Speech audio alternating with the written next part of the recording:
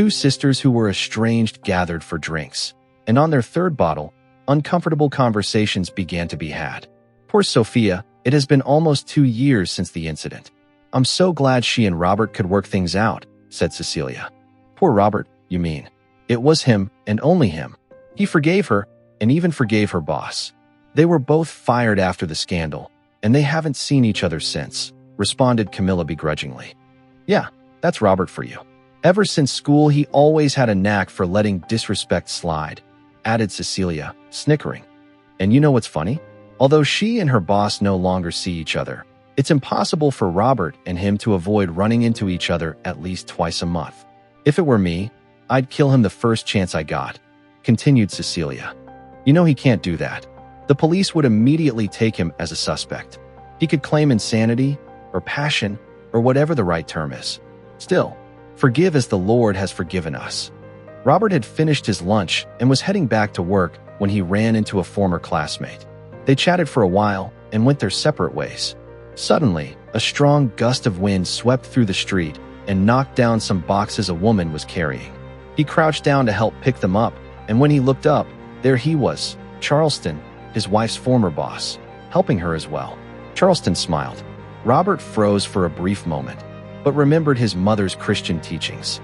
He knew everyone made mistakes, and he certainly was no saint. Robert and Charleston helped the woman carry the boxes into the building, the same building where Robert worked. Charleston shook his hand and walked away. As Charleston was leaving, Robert started walking after him. He looked left, looked right, saw the garbage truck coming, and pushed Charleston into it, killing him instantly. His lawyer, Cecilia, told him they had to prove it was a crime of passion, but that it would be difficult since so much time had passed since the affair. The video surveillance from outside the building showed the two men passing each other at least twice a month with nothing ever happening. And to make matters worse, in the victim's final moments, it clearly showed he was being charitable. The prosecutor's narrative was that it was nothing but ego, pride, hubris.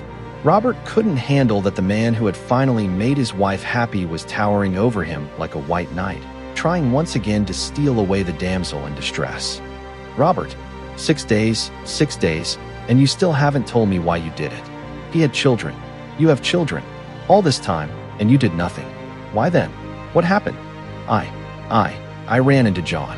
From school. Camilla's ex? Weren't you guys friends until they started dating? He stole her from me. What do you mean?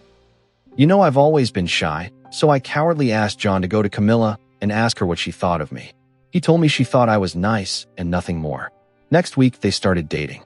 Robert starts to tremble and his voice gets shaky. A few years later, when I was engaged to Sophia, I ran into Camilla and she told me a completely different story. She told me he told her I liked you, Cecilia. Oh, gasped Cecilia.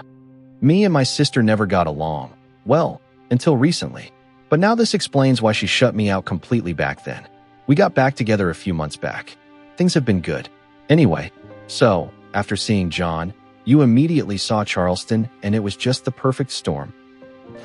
Kind of, said Robert, avoiding eye contact.